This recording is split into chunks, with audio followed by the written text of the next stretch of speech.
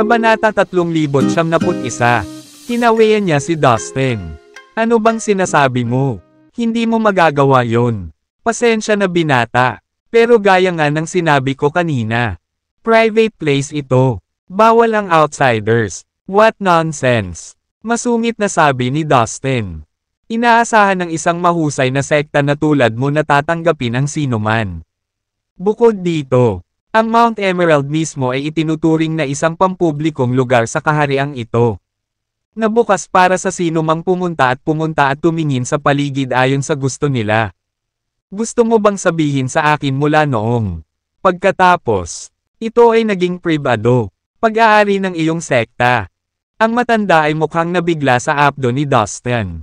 At bago pa siya makapagsalita ng anuman bilang tugon, si Dustin ay humakbang na ng ilang hakbang pasulong patungo sa mga templo sa unahan. Tumigil ka sa kinaroroonan mo. Binata. Humihingal ang paring tao. How dare you be so rude? Hindi namin kukonsintihin ang kabastusan mo. Hindi siya pinansin ni Dustin at nagpatuloy sa paglalakad. Nagsilbi lamang ito sa pagsiklab ng galit ng pari. At inabot ng matanda ang dalawang kamay upang sunggaban si Dustin. Ang kanyang pagkilos ay sinamahan ng isang kakilakilabot na puwersa na nagpatigil kay Dustin sa kanyang mga landas bago pa man siya mahawakan ng pari. Sa isang segundo, nagawa ni Dustin na hulaan na ang matandang Daoist na pari ay isang magsasaka sa paunang yugto ng Earth Realm. Ibig sabihin, ang Expert Realm bilang tawag dito ng mga tao sa Brilliant Kingdom. Walang paraan para pabayaan ni Dustin na pigilan siya ng matandang ito. Lalo pa siyang hawakan. Gamit ang omnipotent lightness, lumihis siya mula sa kinatatayuan niya. At agad na ilang hakbang ang layo mula sa pari. Lalong nairita ang matanda sa pangalawa. You brat! Sigaw niya. Nanginginig ang kamao. Hindi mo ako niloko kahit isang segundo. Alam ko sa pangalawang pagkakataon na nakita kita na hindi ka talaga turista. Sinugod niya ang binata gamit ang nakalahad na kamay. Ang nakabukan niyang palad ay naglalayong tamaan si Dustin. At habang itinataas niya ang kanyang kamay, ang buhangin at bato sa kanilang paligid ay gumalaw sa lakas na itinutulak nito. Mabilis na umiwas si Dustin sa pangalawang pagkakataon. At muli siyang 100 metro ang layo mula sa pari. Nagbibiro ka siguro, sigaw ng pari pagkatapos ni Dustin sa nakikitang pagkadismaya. Dahil ang binata ngayon ay lubos na hindi niya maabot. Paano nagagawa ng isang kabataang tulad mo ang isang napakatalino na kasanayan? Natutuwa sa pag-alis sa nakakainis na matanda. Nagtagal si Dustin sa pag-alagala. Ang kanyang espiritual na pakiramdam ay naging aktibo sa buong panahon. At ginamit niya ito kasama ng kanyang pisikal na pandama upang tuklasin ang paligid. Brat! I said stop. Tao na naman itong pari. Hindi niya binitawan ang kanyang paghabol. At ngayon ay humihingal na sa likod ni Dustin. Namumula ang mukha niya sa pagod. O di kaya sa galit. O pareho. Bumunot siya ng isang espada. Na kumikinang na parang nyebe. Ginamit niya ang espada upang gumuhit ng ilang mahiwagang pattern. At kaagad na lumulutang ang kanyang katawan sa hangin. Ibinigay niya ang kanyang espada ng isa pang kaway at nahinimok ng sword intent. Ay agad na sumisingil patungo kay Dustin ng may alarma na bilis. Si Dustin bilang si Dustin. Naglaan siya ng ilang sandali upang humanga sa kakaibang galaw na ito. Tahimik na binibigyang pansin ang espesyal na kasanayang ito ng Emerald Sect. Pagkatapos ay iniunat niya ang isang kamay at sinalo ang espada sa pagitan ng dalawa niyang daliri. Hindi pa siya lubusang nakatalikod. Ang pang-itaas na bahagi ng katawan niya. Para salubungin ang pag-atake. Bang! Naramdaman ng matanda ang isang nakakatakot na enerhiya na gumagapang sa kahabaan ng espada patungo sa hilt. At sa susunod na sandali, siya ay itinapon palayo sa isang malakas na puwersa. Sa pagtama niya sa lupa, nahulog sa tabi niya ang mga piraso ng nabasag na niyang espada. Lumapit si Dustin at tumayo sa harapan niya. Please calm down, sir. I bear no ill will to you or your sect. Like I said, I only want to look around. Huwag mo akong piliting makipag-away. Tapos for good measure, Pinakawalan ni Dustin ang isang alon ng kanyang pisikal na lakas patungo sa matanda. Dinaig nito ang pari. Ipinaramdam sa kanya na siya ay tinatangay sa isang marahas na unos. At nagpupumilit siyang makahinga. Natapos ito sa isang iglap. Habang binawi ni Dustin ang kanyang lakas at tumalikod sa matanda. Nagpatuloy siya sa kanyang pagpunta sa puso ng nakatagong pamayanan na ito. Hay nako!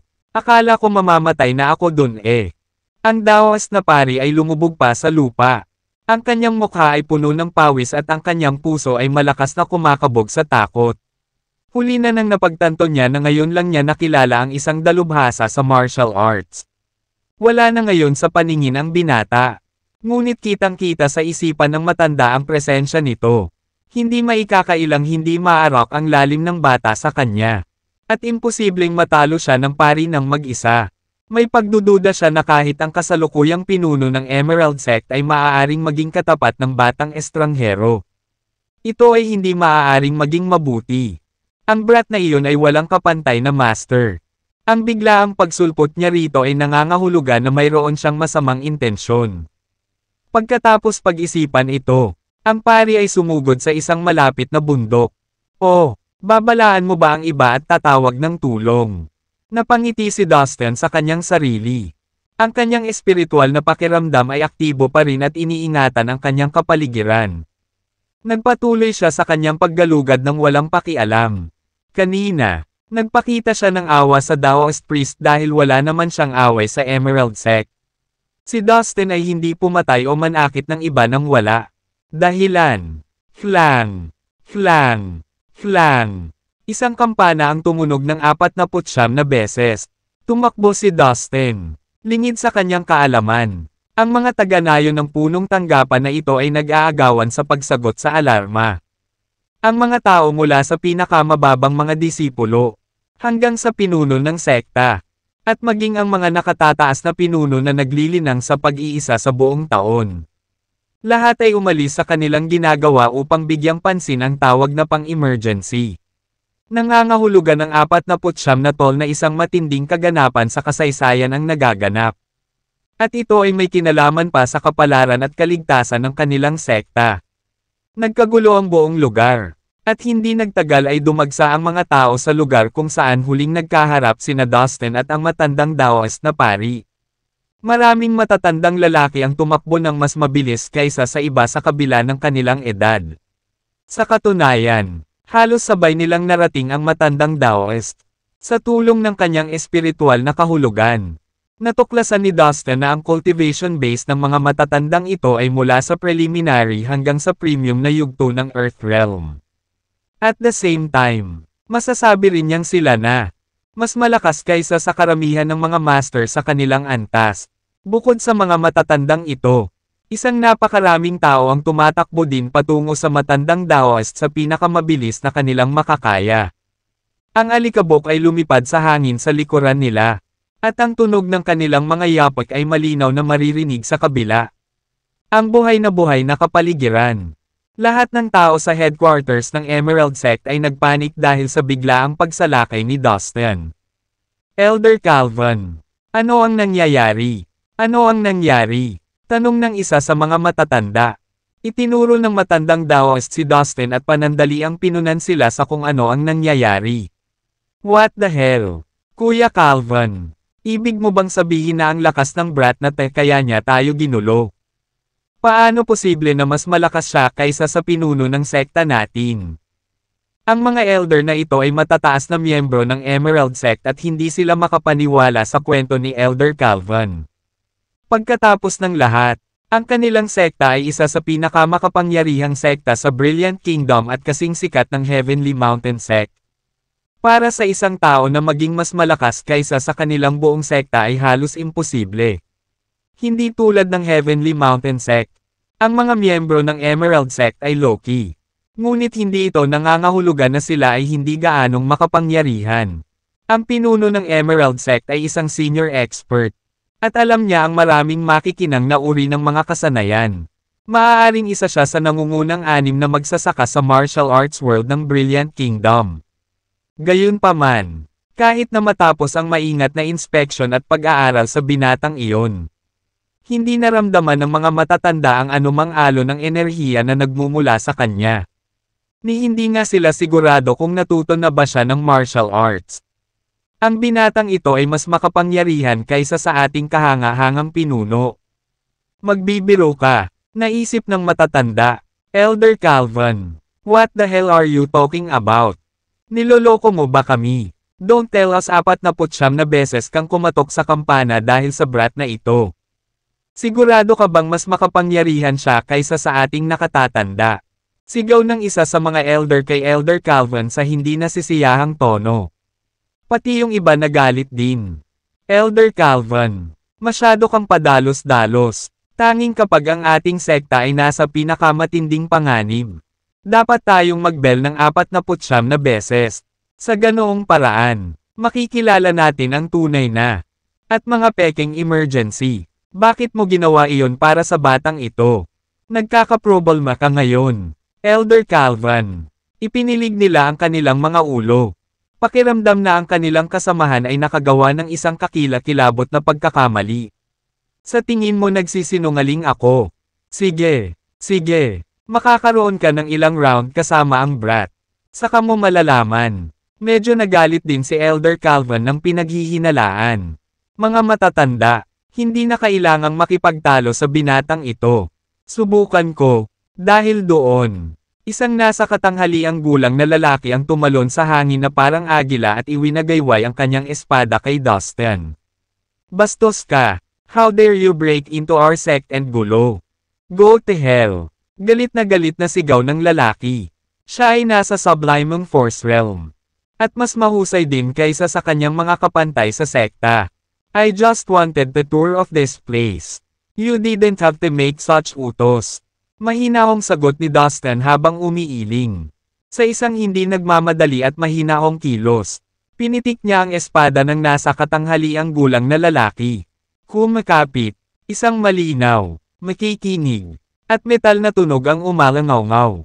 Ang nasa katanghaliang gulang na lalaki, na parang siya ang nataman, ay tumalsik ng dugo at napabuga ng hangin.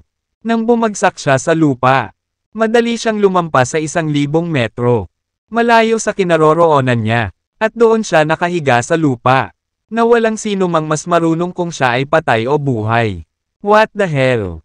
May nagtatakang bulalas. Ang eksena ay nagulat sa bawat isa na nakasaksi. Maingat na lumapit ang mga matatanda kay Dustin. Nakita na nila ngayon na nakakatakot nga ang lakas ng binata at hindi nagsisinungaling si Calvin. Kung sila ang nasa posisyon ni Dustin ngayon, hindi nila akalain na kaya nilang talunin ang isang master sa Subliming Force Realm ng ganoon lang. Sinabi ko sa iyo na ang brat na ito ay isang mahigpit na kalaban. Ngunit hindi ka naniwala sa akin. Malakas na reklamo ni Elder Calvin. Walang sino man ang masisisi sa kanyang labis na reaksyon ngayon. Hayaan mo akong subukan. Ang isa sa mga matatanda ay naglabas ng isang matalim na espada. At idiniin ito malapit sa kanyang dibdib. Pagkatapos ay itinulak niya ito kay Dustin. Pinagmasdan ni Dustin ang lalaki na seryosong kumilos. Masasabi niyang simple, mabilis, ngunit napakalakas ang pagkilos ng matanda. Kailangan kong sabihin na ang mga kasanayan sa espada na pagmamay-ari ng mga sekta ng Brilliant Kingdom ay talagang kamangha-mangha. Paghanga ni Dustin sa kanyang isip, bagamat hindi siya masasakta ni isang hampas ng matanda, nakikita pa rin niya na malalim ang husay na ipinapakita ng lalaki. Kahit na hindi pa nababatid ng matanda kung gaano kahanga-hanga ang kanyang husay sa espada. Ang mga master na tulad ni Dustin, sa sandaling ito, nahaharap sa pagkilos na ito, habang nasa likod ang kanyang mga kamay. Tumayo si Dustin na may kalmadong ekspresyon. Nang papalapit na ang mahabang espada sa kanyang dibdib, iniunat niya ang dalawang daliri at marahang kumapit.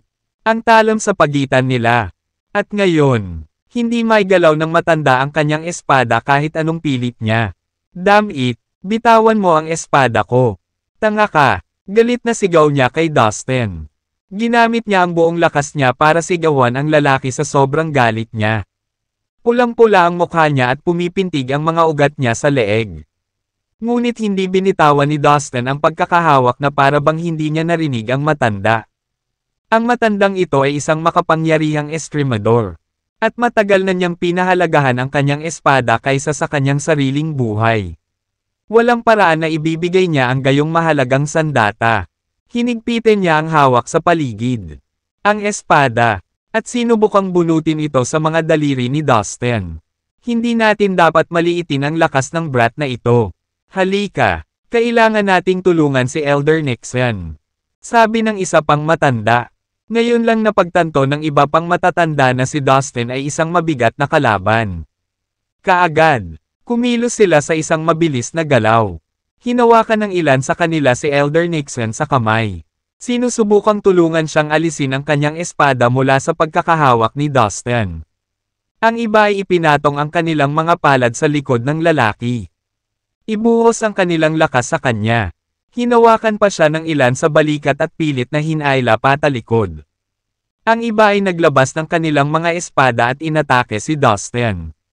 Sabay-sabay na kumilos ang lahat ng 12-dosenang matatanda laban kay Dustin.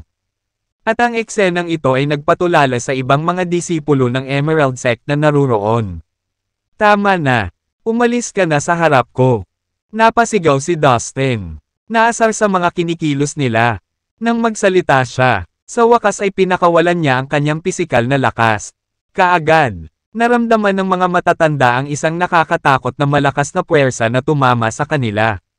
Hindi may pagtanggol ang kanilang sarili laban sa hindi kilalang kapangyarihang ito.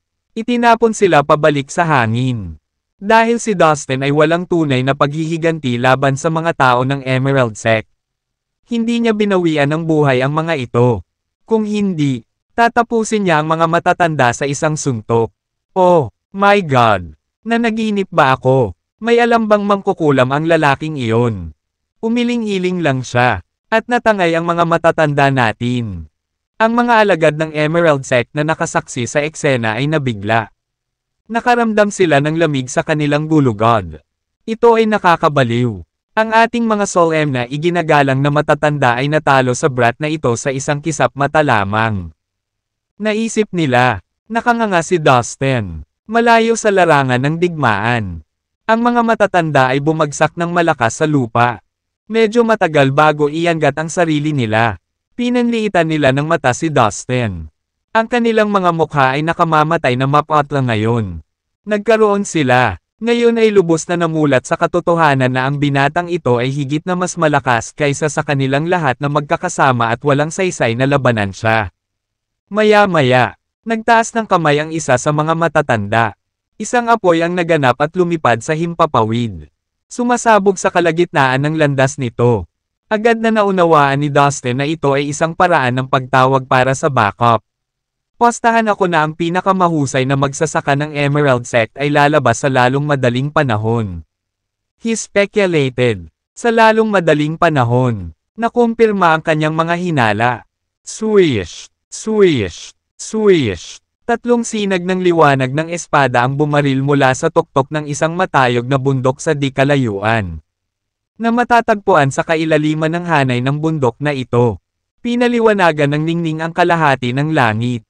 Maaari silang lumipad sa himpapawid sa pamamagitan ng pagsasamantala sa kapangyarihan ng kanilang mga espada. Nagningning ang mga mata ni Dustin habang nakatingin sa tatlong sinag ng liwanag. Ang tatlong sinag ng puting liwanag ay tatlong maputi ang buhok na matatandang lalaki. Bawat isa ay nakatayo sa isang espada. Papunta na sila ngayon kay Dustin. Nakita agad ni Dustin na nasa Mysterious Realm sila. Ang mga cultivator sa Mysterious Realm ay hindi dapat lumipad sa hangin. Gayunpaman, ang tatlong matatanda ay nagsasanay ng ilang hindi kilalang kasanayan sa pagmamanipula ng espada na nagbigay daan sa kanila upang lumipad gamit ang kanilang mga espada. Namangha si Dustin sa husay na kanilang naperpekto. Sa isang kisap mata, tatlong mahabang espada ang nasa harapan nila. Tatlong matandang lalaki na may puting buhok ang tumalon mula sa bawat isa sa mga espada at tumayo sa harap ng lahat. Mga nakatataas na matatanda, pagbati. Agad namang yumuko at lumuhad ang lahat ng miyembro ng Emerald Sect sa harap ng tatlong matandang lalaki na nagpapakita ng kanilang sukdulang paggalang. Maliban kay Dustin na nakatayo ng tuwid habang nakaharap sa kanila. Habang nakadikip ang mga kamay. Sa likod niya, isang malabo ngunit may kumpiyansang ngiti ang sumilay sa kanyang mukha. Sabay-sabay na itinoon ng tatlong dakilang matatanda ang kanilang atensyon kay Dustin. Anong nangyari? Nakasimangot na tanong ng isa sa mga nakatataas na elder. Isang ordinaryong elder ang agad na humakbang at iniulat ang nangyari sa tatlong superior elder. Ano? Totoo ba yon? Kakaiba ito. Walang sino man sa tatlong matanda ang makapaniwala. Kung gayon, nasaan ang ating pinuno? Tanong ng isa sa mga nakatataas na matatanda, na may pagtataka sa mukha. Ang aming pinuno ay nagsasanay ngayon ng banal na espada. Magkakaroon ng nationwide martial arts meeting na gaganapin sa Karakoram Mountain sa susunod na buwan. Inakala niya na ang lahat ng mga sekta ay malamang na makikipagkompetensya sa swordsmanship. Kaya kailangan niyang magsanay at maperpekto ang kanyang kakayahan sa espada bilang isang advanced na paghahanda. Sagot ng isa sa mga matatanda. Well, iyon ang akma. Tumango ang tatlong nakatataas na matatanda. Napakasensitibo ng espiritual na pakiramdam ni Dustin na kahit na pinipigilan ng matanda ang kanyang boses. Malinaw na naririnig ni Dustin ang bawat binibigkas na salita. Ang martial arts meeting. Hindi ko naisip iyon. Nagmuni-muni si Dustin. Young man, who the hell are you? Ano ang awayan mo at ng Emerald Sect natin? Identify yourself. Matapos malaman kung ano ang nangyayari. Itinoon ng tatlong nakatataas na matatanda ang kanilang atensyon kay Dustin at tinitigan siya ng matalas na mga mata. No enmity between us. Nasabi ko na sayo. Gusto ko lang pumasok at tingnan. Out of curiosity. Nakangiting sagot ni Dustin. Ano? Yun lang. How dare you? Sa simpleng dahilan. Naglakas loob kang pumasok at magdulot ng malaking kaguluhan sa ating sekta. Brat, sa tingin mo ba ay karapat-dapat ang ating sekta sa ganitong uri ng kawalang galang? Galit na galit ang tatlong nakatataas na matatanda. Brat, tingnan ko kung gaano ka katatag. Ano ang nagbigay sa iyo ng karapatang pumasok sa ating sekta ng mag-isa at walang pahintulot? Ito ay walang galang at hindi katanggap-tanggap. Bulalas ng isa sa mga matatanda. Sa sandaling iyon, nang walang anumang babala, kumilos siya ng napakabilis at sinugod si Dustin gamit ang espada sa kanyang kamay. Swish! Ang espada sa kamay ng matanda ay nag-apoy sa isang nakakatakot na apoy. Na sumabog ng bola ng liwanag na higit sa 10 metro sa lahat ng direksyon. Gamulong ang aura ng espada at sumugod kay Dustin. Sa kawalan, ang mga guhitan ng matatalim na aura ng espada ay dumarating kay Dustin at pinutol ang kanyang balat. Napatulala si Dustin. Matagal na siyang hindi nasaktan ng ganito. Maliwanag sa kanya na naintindihan na ng elder ang layunin ng level 10 sword. Ito ang katuparan ng layunin ng espada. Isang hakbang pasulong. Maaabot na niya ang sword potential. Pagkatapos ng mga araw na ginugol niya sa ibang mga mundo sa labas ng Earth. Ang antas 10 sword intent ay wala sa kanya. Gayunpaman, dito sa Earth, hindi naging madali para sa isang cultivator na maunawaan ang antas ng 10 espada na layunin. Ang pagkakaroon ng mastered sa level 10 sword intent at ang cultivation base sa mysterious realm. Ang superior na elder ay talagang isang walang talo na figure sa loob ng martial arts world ng Brilliant Kingdom. Hindi masama, sa likod ng kanyang mga kamay. Tumango si Dustin bilang pagsang-ayon. Tulad ng kung paano purihin ng isang guro ang isang estudyante. Pagkatapos, sa isang iglap, iniunat ni Dustin ang kanyang kamay at pinitik ang espada gamit ang kanyang daliri. Bang! Sa isang malutong na tunog. Ang matanda ay itinapon sa likuran, na nakadapa sa malayo, kasama ang kanyang espada hanggang sa damapo sa kanyang mukha. Napakahiya para sa kanya, para kay Dustin. Isa man itong cultivator sa Earth Realm o ang nasa Mysterious Realm. Walang malaking pagkakaiba, madali niyang mapapatay silang lahat basta't inilabas niya ang isang daliri. Ano ba kasing nangyari? Natigilan ang lahat, pati na ang dalawang natitirang superior elder. Alam ng lahat na sa loob ng mundo ng martial arts ng Brilliant Kingdom. Ang mga masters ng Mysterious Realm ay itinuturing na halos walang talo. Ngunit ngayon, isang hindi kilalang bagong dating na itinuturing din ng sekta bilang isang seryosong nanghihimasok, ay nagpatamba sa isang magsasaka ng mahiwagang kaharian sa isang daliri lamang. Binaligtad lamang nito ang karaniwang damdamin ng karamihan. I mean no harm. I don't want to hurt you. But my patience is limited. So, you'd better not try to challenge me again. Kung patuloy mo akong iniinis, tatanggapin ko ito bilang hamon. Ito ay seryosong magdudulot sa iyo ng problema. Walang pakialam na sabi ni Dustin habang nakatayo. Nakapulupot ang mga kamay sa likod. Sa sandaling iyon, tumahimik ang lahat, walang nangahas na magsalita, at lahat ng mata ay nakatuon kay Dustin. Sa mata ng karamihan, bumuti ang kalagayan ni Dustin. Hindi na siya junior, kundi isang makapangyarihang master, gamit lamang ang isang daliri. Tumalbog si Dustin sa isang master sa mysterious realm. Ito ay lubhang nakakabigla. Masasabing walang sino man sa buong martial arts world ng Brilliant Kingdom ang makapaniwala dito. Nagpalitan ng tingin ang tatlong nakatataas na matatanda at nakita ang gulat at takot sa mga mata ng isa't isa. Lalo na ang matanda na pinadalhan ni Dustin ng pambubugbog sa hangin. Ay nangangailangan ng ilang oras upang makabawi mula sa pagkabigla. Hindi siya agad bumangon. Sinusubukang alamin kung ano ang nangyari sa kanya. Nakita ang kanyang matalas na espada. Nagkapira-piraso, sa pag-iisip ng kakilakilabot na puwersa na nagpatamba sa kanya ngayon. Alam ng matanda na nagpakita ng awa ang kalaban at hindi siya inatake ng buong lakas. Kung hindi, siya ay naging isang pailay na bangkay sa ngayon. Masyado siyang malakas, walang paraan na hahayaan niya tayong takutin siya. Kailangan nating baguhin ang ating diskarte at pretuhin siya bilang isang panauhin. Kung hindi, tayo ay nasa malaking panganib at maaaring hindi na makaligtas sa araw na iyon. I agree with you. With that kind of horrifying strength, it is a miracle that he was merciful enough not to kill the rest of our sect just now. Wala talaga siyang kinikimkim na mali siya. Sino ang batang ito? Siya ba ang maalamat na banal na nilalang na may makapangyarihang kakayahan? Yaong madalas na binabanggit sa mga sinaunang aklat. Kahit na ano, dapat natin siyang pretuhin ng may paggalang. Ano ba? Dapat nating subukan at maging kaibigan niya. Hindi natin siya pwedeng gawing kaaway.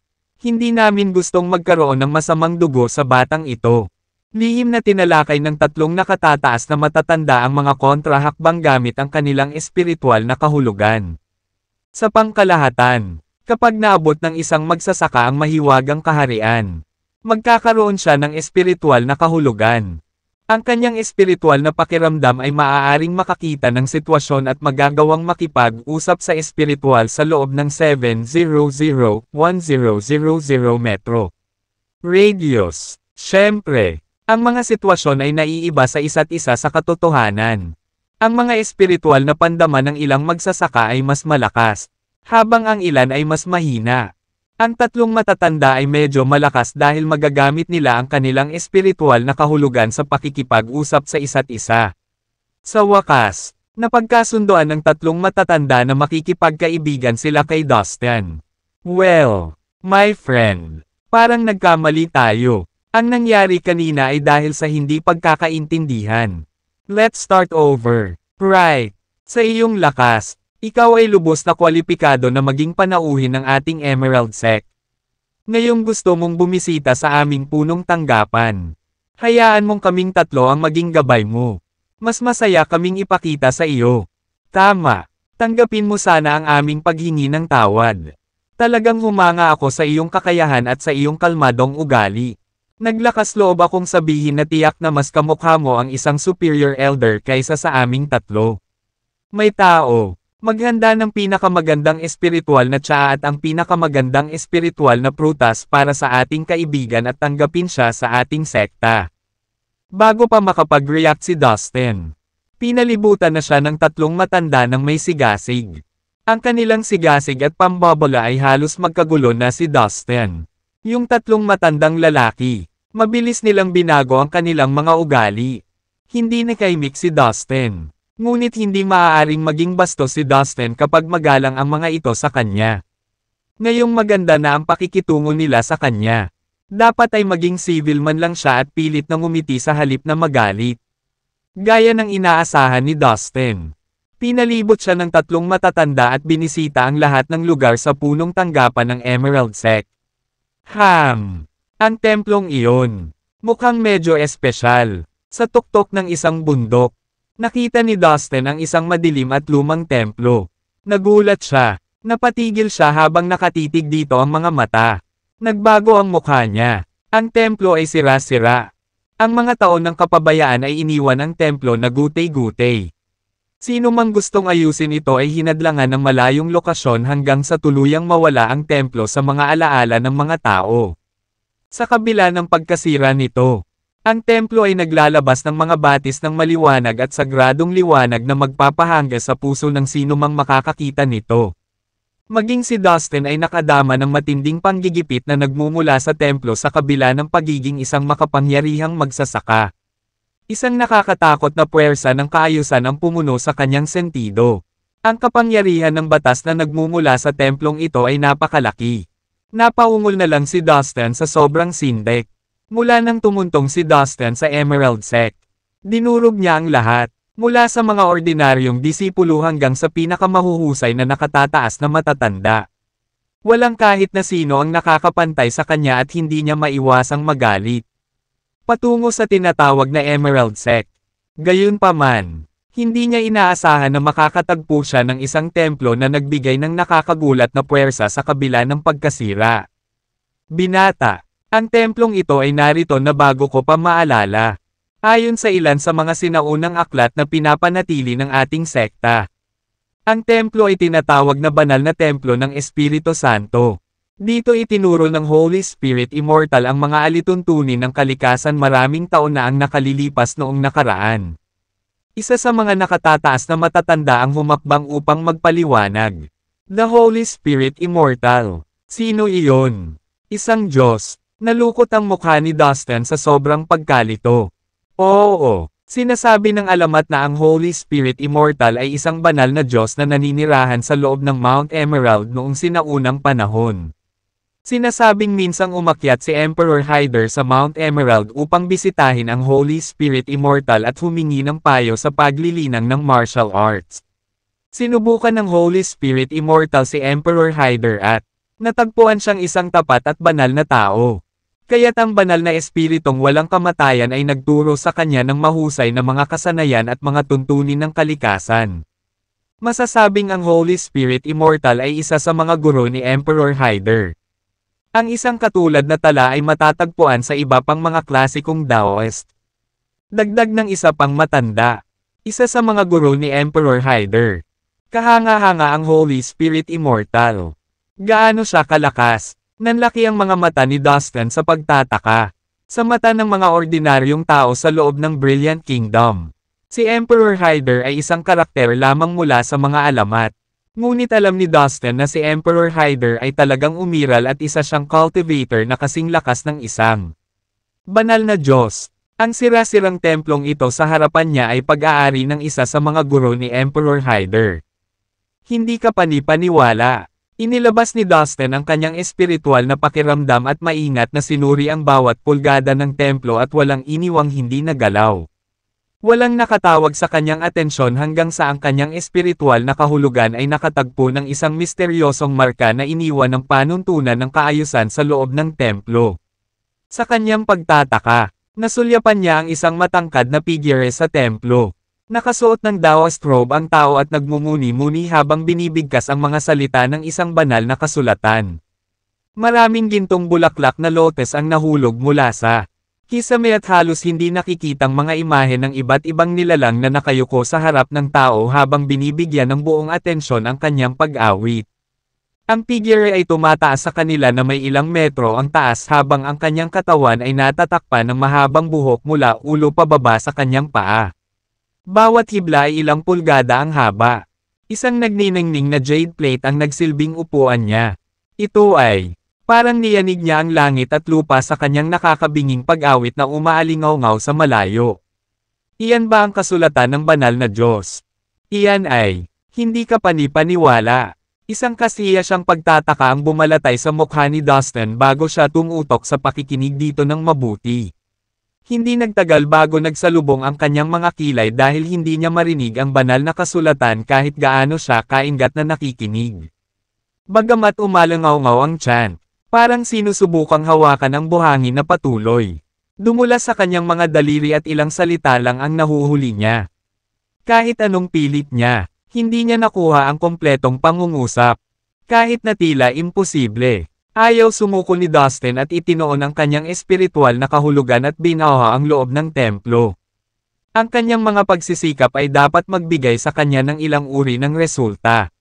Bang! Isang nakakabinging ingay ang nagpayanig sa buong lugar. Isang kakilakilabot na puwersa ang mabilis na lumabas mula sa loob ng templo at humampas sa espiritual na sentido ni Dustin. Sapat na matigas para mapa-atres siya mula sa puwersa. Bang! Isa pang ingay ang umalangaw-ngaw. Laking gulat ni Dustin kaya nawalan siya ng balanse at napaatras ng paorong na bumagsak ng malakas sa lupa. Ang matinding sakit ay dumaloy sa buong katawan niya at iniwan siyang hingal. Nakakatakot ang kapangyarihang iyon. Talagang ang enerhiyang iyon ay pag-aari ng isang banal na Diyos. Napaungol lang si Dustin na nabigla sa shell. Kasabay nito, ang sira-sirang templo ay kumikinang na may nakasisilaw na liwanag. Boom! Ang tunog ng pinakamataas na tuntunin ng kaliwanagan ay umalangaw-ngaw mula sa loob ng templo nang walang tigil. Isang nakasisilaw na banal na liwanag ang sumikat mula sa loob ng templo. Isang batong estatwa ang nasa gitna ng nagniningning na liwanag at tumingin. Masyadong sagradong tingnan. Higit na hindi dapat hawakan. Tingnan mo. Ang banal na templo ay kumikinang muli. Ayon sa mga talaan ng mga sinaunang aklat, ang banal na templong kumikinang ay nagpapahiwatig ng pagbabalik ng mga Diyos. Nagliwanag ang templo ilang buwan na ang nakalipas. Hindi ko inaasahan na mauulit pa. Lahat ng nangyari ay nakakagulat kaya nagdulot ito ng malaking kaguluhan sa loob ng Emerald Sect. Ang mga pulutong ng mga tao ay nagmadaling lumapit upang tingnan at nagulat na lamang sila sa maruruming templo na nababalot ng isang makinang naningning. Hoy binata, okay ka lang ba? Ang tatlong nakatataas na matatanda ay tumingin kay Dustin nang may pagtataka at hinala ngunit maingat na tiningnan ang kanyang mga sugat. Inaasahan nila na malubha siyang masasaktan sa epekto ng puwersa ng templo. Para mapaalis nila siya sa lalong madaling panahon. Ayos lang ako. Tumayo si Dustin at nagdust ng alikabok na parang walang nangyari. Sa totoo lang, hindi naman siya nasaktan. Sa kabila ng kanyang kawalan ng mga pinsala, ang kanyang puso ay nanginginig sa takot sa loob ng kanyang dibdib. Ang antas ng kapangyarihan na nagmula sa templo ay tiyak na nasa banal na antas. Kahit sa abot ng kanyang makakaya ay hindi niya magagawang labanan ang puwersang iyon. Higit na kaunti kapag napigilan niya ng husto ang kanyang cultivation base at kakaunting bahagi lamang ng kanyang lakas ang kanyang napipiga. Nagliwanag ba ang templong ito dati? Ano ang ibig mong sabihin babalik ang mga Diyos? Napakurap-kurap si Dustin sa tatlong nakatataas na matatanda. Habang ang tatlong nakatataas na matatanda ay nagulat ngunit nabigo nang makita nilang si Dustin ay hindi nasugatan. Sila ay mas natulala sa pambihirang kapangyarihan ni Dustin. Binata, ang lumang templong ito ay ang banal na templo ng ating Emerald Sect. Maraming malalaking sekta sa loob ng Brilliant Kingdom, ang bawat isa ay may banal na templo. Isa na rito ang Emerald Sect natin. Ayon sa mga talaan ng ilang sinaunang aklat, ang mga banal na templong ito ay iniwan ng mga banal na Diyos at doon sila nangaral noong sinaunang panahon. Ang mga banal na templong ito ay sinasabing ang pinakapundasyon ng mga dakilang sekta. Sa loob ng libo-libong taon. Gayunpaman, walang kahit isang tanda ng isang orakulo ang nahayag sa mga templong ito at walang nangyaring milagro. Hindi natin makita kung gaano katakataka ang lahat ng mga templong ito. Sa makatuwid, halos lahat ng mga pangunahing sekta ay unti-unting nagsimulang huwag pansinin ang mga banal na templong ito at tumigil sa pagpapanatili sa kanila. Ang lahat ng mga banal na templo ay nabulok at kalaunan ay naging sira-sira. Ilang buwan na ang nakalipas. Gayunpaman, ang mga banal na templo ay kumikinang ng sabay-sabay at ang ningning ng banal na liwanag ay sumabog. Ang mga estatwa sa mga banal na templo ay gumuho na at nagkalat sa buong lupa. Nagulat ang lahat. Lahat sila ay naibalik at ibinalik sa banal na altar. Bawat isa ay naglalabas ng maningning na banal na ningning. Ang nangyari sa mga banal na templo sa buong bansa ay nagulat sa buong mundo ng militar. Sagot ng isa sa nakatataas na matanda. Talaga, parang, kakaiba. Totoo ba lahat ng iyon? Gulat na napatingin si Dustin sa kanila. Sa totoo lang, ang hindi pangkaraniwang bagay na ito ay naitala sa ilang mga sinaunang aklat noon. Ang mga banal na templo ay dating kung saan ang isang banal na Diyos ay nangaral at dahil sila ay nawala. Ang mga banal na templo ay nawala ang kanilang mga tungkulin at banal na kapangyarihan. Natural lang na isipin na kapag nabawi na nila ang kanilang divine power, nangangahulugan ito na malapit nang bumalik ang mga divine God. Sino pa ang mga ngailangan sa kanila maliban sa mga Diyos? Sa sandaling bumalik ang mga Diyos, malapit nang matapos ang panahong ito at sasalubungin ng Earth ang isang maunlad na gininto ang panahon para sa ating mga magsasaka. Nabahira ng tuwa ang boses ng isa pang nakatataas na matanda. This era. Anong ibig mong sabihin? Habang nasagot ang isa sa mga tanong ni Dustin, nagluwal na lang ito ng mga tanong. Ang nagniningning na ningning ng banal na templo ay nagpapahiwatig ng pagbabalik ng mga Diyos. Hindi pa ito narinig ni Dustin noon. Sa labas ng daigdig, malawak na kinikilala na ang mga Diyos ay umalis sa kanilang lugar ng kapanganakan at nagtungo sa isa pang sagradong mundo na tinatawag na hometown ng mga Diyos matagal na ang nakalipas. Gayunpaman, naitala ng mga sinaunang aklat ng daigdig na sa araw na muling umilo ang mga banal na templo, babalik ang lahat ng mga Diyos. Binata, pinag-uusapan natin itong namamatay na panahon ng sibilisasyon sa paglilinang. Ito ay naitala sa mga klasiko ng lahat ng mga sekta. Ang muling nabuhay na ningning ng mga banal na templo ilang buwan na ang nakalipas ay nagdulot ng kaguluhan sa mundo ng mag-asawa. Ang lahat ng mga pangunahing sekta mula sa sinaunang panahon ay nagpadala ng mga kinatawan upang magkaroon ng isang pagpupulong at pagkatapos ng isang talakayan. Lahat tayo ay naniniwala na ang Earth ay dadalhin sa isang ginintoang edad. Isang edad na pag-aari ng mga magsasaka. Kaya naman nagpasya kaming magsagawa ng martial arts meeting at imbitahan ang lahat ng kilalang tao sa martial world para talakayin ang mga mahahalagang isyu tungkol sa darating na hinaharap. Sabi ng isang superior elder. Alam ko, tumanggo si Dustin bilang pag-unawa. Dahil ang templo ay kabilang sa Emerald Sect. Maaari ka bang pumasok dito? Ang templo ay puno ng nakakatakot na espiritual na enerhiya.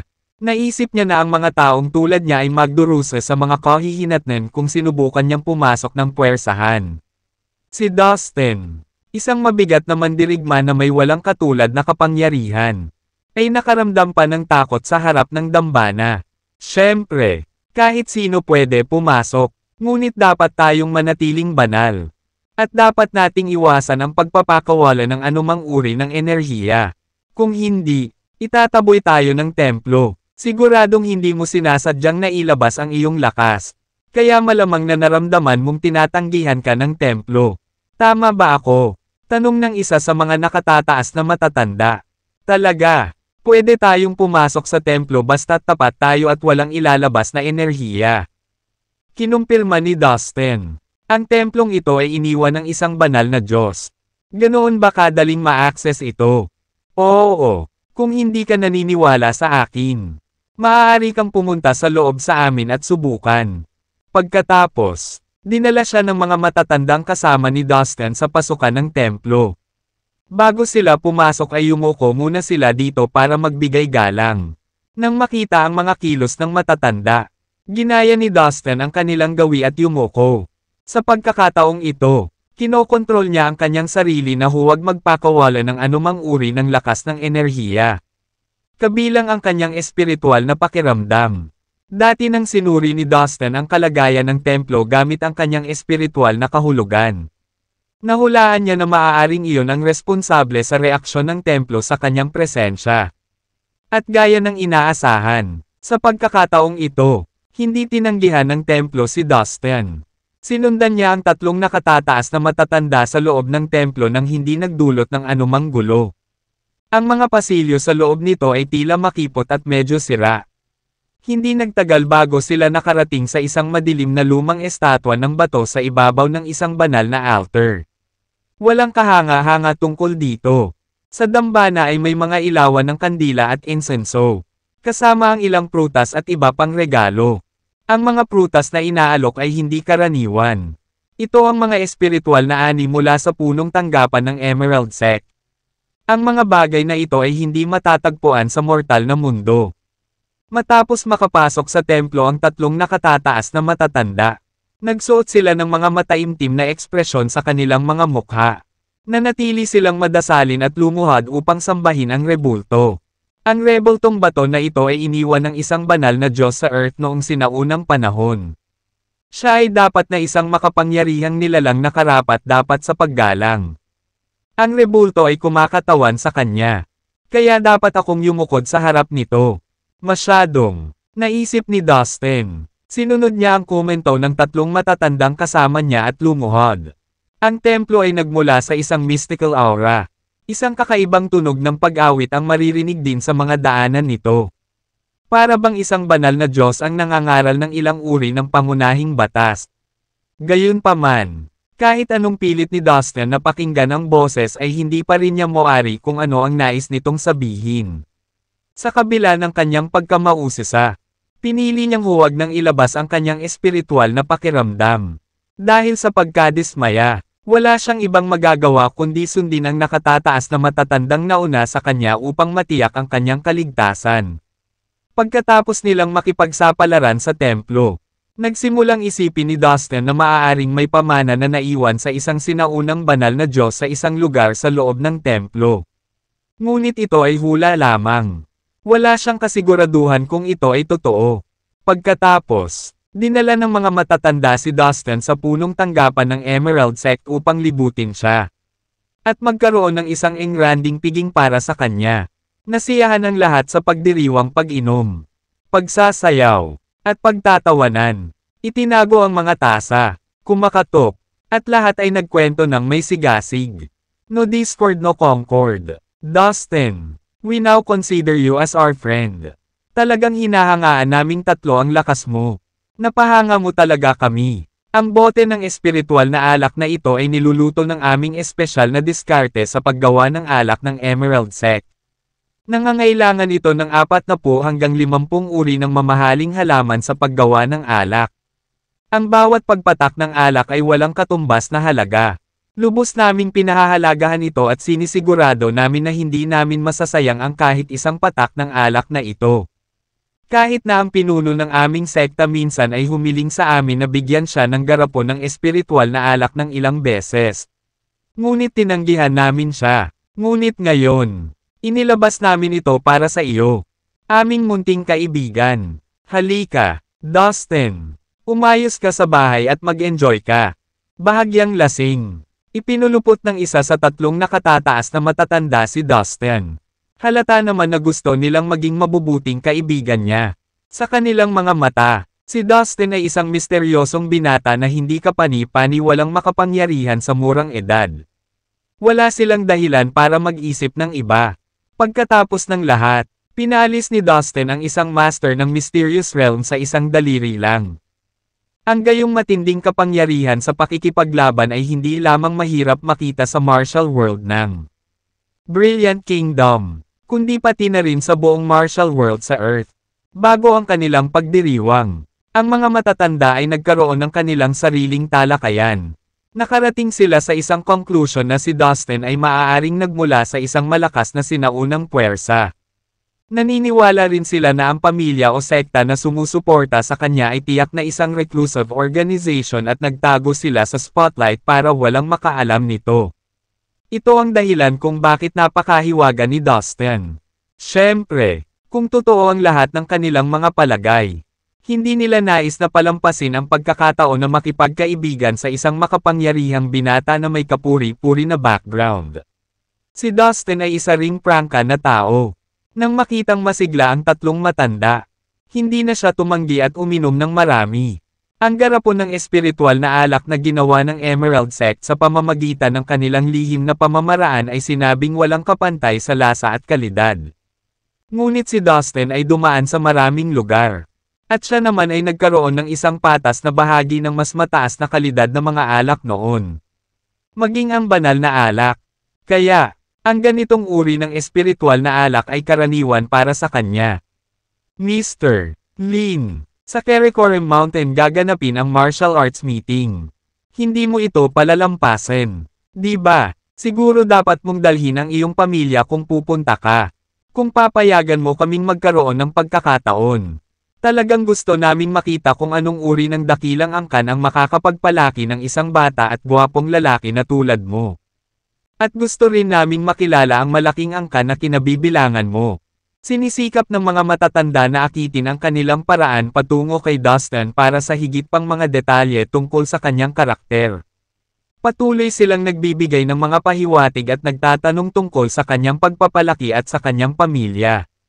Alam ni Dustin ang sinusubukang gawin ng tatlong matandang lalaki. Sa makatuwid, hindi siya nagsabi ng anumang bagay na magpapakita ng kanyang background. Ngunit sumagot lamang sa hindi malinaw na mga pahayag. Dadalo rin ba ang Heavenly Mountain Sect sa martial arts meeting? Tanong ni Dustin nang bigla niyang naisip ang Heavenly Mountain Sect. Dati niyang pinlano ang pagbisita sa Heavenly Mountain Sect. Ngunit napadpad siya sa Mount Emerald sa kanyang paglalakbay. Kaya ngayon ay narito siya.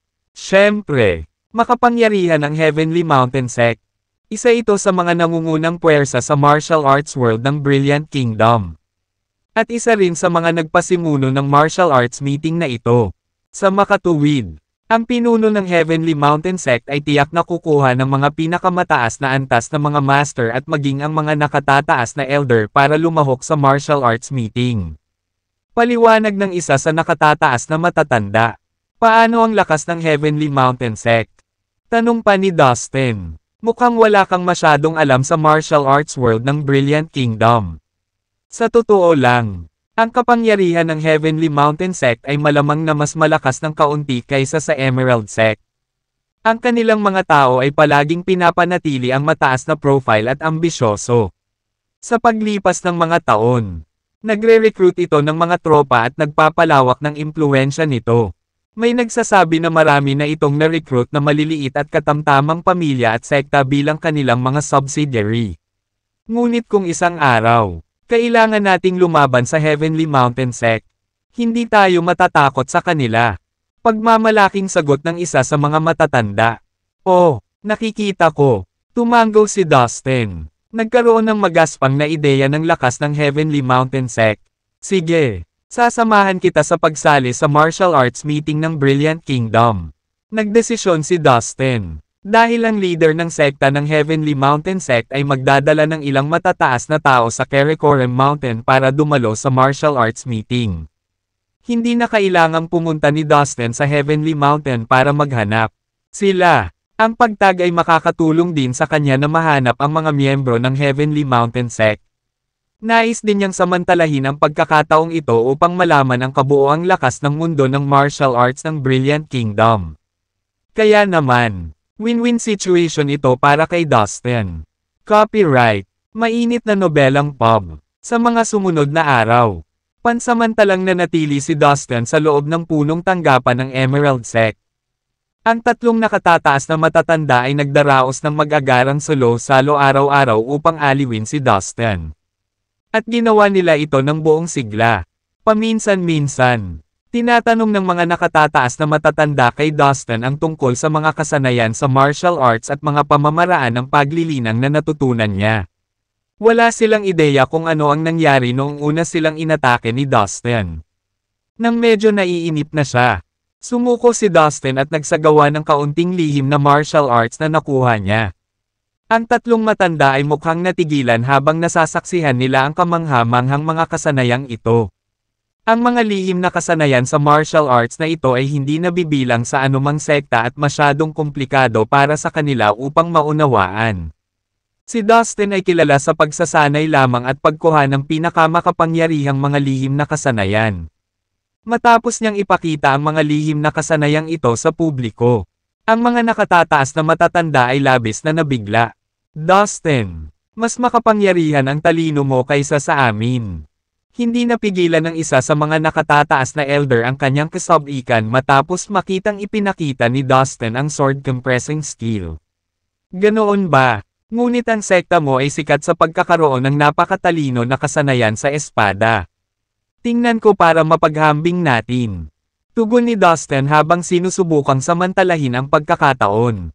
Alam ni Dustin na maganda ang kakayahan ng Emerald Sect sa swordsmanship lalo na ang flying swordsmanship. Sa katunayan, mayroon ng talaan ng flying swordsmanship noong sinaunang panahon ng Brilliant Kingdom. Sinasabi na ang mga sinaunang Taibak na walang kamatayan ay maaaring lumipad gamit ang kanilang mga espada at pumatay ng isang tao mula sa kalahati. Libo-libong milya ang layo. Pagkatapos bumalik sa Earth, saglit na nasaksihan ni Dustin ang flying swordsmanship ng Heavenly Mountain Sect at ng Emerald Sect. Ang kakaibang kasanayang ito ay tila isang pamana na ipinasa sa buong Brilliant Kingdom. Hinangad na ni Dustin ang espadang ito nang makita niya ito. Ngayong nagkaroon na siya ng pagkakataong pag-aralan itong mabuti. Naisip niya na baka mahawakan niya ito. Ang mga nakatataas na elder ay medyo sigurado na ang swordsmanship ni Dustin ay higit na mataas kaysa sa kanilang sarili. Kaya hindi sila nag-atubili ng hilingin sa kanila ni Dustin na ipakita ang husay.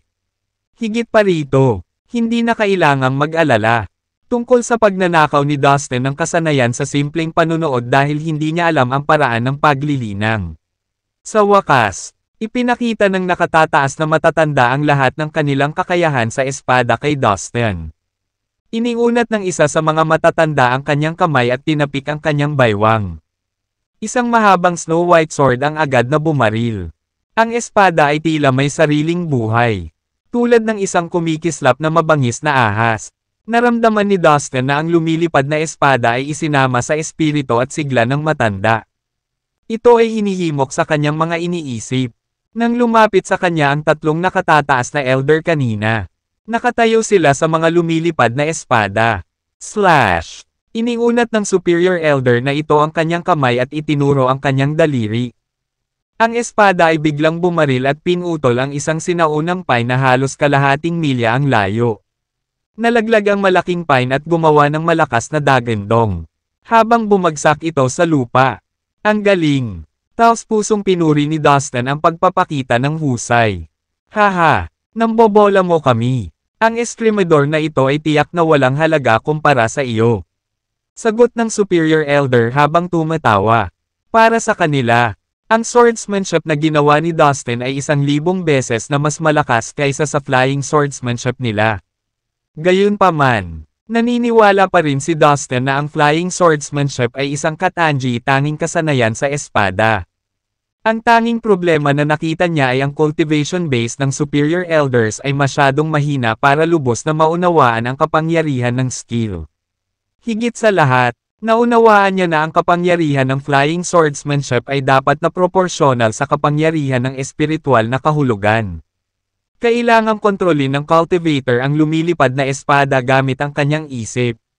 Kaya kailangan nitong pagsamahin ang kapangyarihan ng espiritual na kahulugan. Bilang mga mandirigma ng mysterious realm. Ang mga nakatataas na matatanda ay nagsimula pa lamang na angkinan at gamitin ang kanilang mga espiritual na pandama. Nangangahulugan ito na kung ikukumpara kay Dustin. Ang kanila ay mahina. Sa makatuwid, hindi alam ng mga matatanda na hindi nila lubos na magagamit ang mahusay na lakas ng kasanayan. Alam ito ni Dustin at naisip niya kung gaano kaiba kung siya ang makakabisado nito. Sa hindi kapani-paniwalang espiritual na pakiramdam ni Dustin. Kasama ang kanyang cultivation na base sa swordsmanship, vital energy, at pag-unawa sa mga batas, tiyak na magagawa niyang dalhin ang kapangyarihan ng flying. Ang eskrimador sa hindi maisip na antas, magagawa niyang pumatay ng isang tao mula sa 100 milyong milya ang layo gamit ang kasanayang ito. Iyon ang dahilan kung bakit lubos na interesado si Dustin sa flying swordsmanship ng Emerald Sect. Well, we can always learn from each other. If you don't mind, I have a request. How about exchange one of my swordsmanship skills for the flying swordsmanship? Dustin got straight to the point. Anong ibig mong sabihin sa pagpapalit? Laking gulat ng tatlong matanda. Bibigyan kita ng isang set ng swordsmanship at isang espada. Itinaway ni Dustin ang kamay at naglabas ng mahabang espada. Nagniningning ito sa iba't ibang batas. Lumalabas na ang espadang ito ay dating pag-aari ng isang ninuno ng sekta. Si Dustin ay hindi eksakto sa pagiging bukas palad. Ngunit wala siyang mas mababang antas ng espada na maaari niyang ialok. Ito ang pinakamababang grado sa kanyang arsenal. Ganyan kalaki ang mga ari-arian ni Dustin. Nagulat ang mga matatanda nang makita nila ang espadang inilabas ni Dustin. Ang nakakatakot na enerhiya na nagmumula sa espada ay parang isang nasusunog na araw. Hindi man lang sila makalapit dito para mas makitang mabuti. Napagtanto nila ang malaking agwat sa mga tuntunin ng kanilang lakas. Sila ay mga mandirigma lamang ng mysterious realm na halos wala sa harap ng isang magnanimous sword sa sect ancestor level. Binata, ang espadang ito ay parang sobra na sa atin. Hindi man lang tayo makalapit.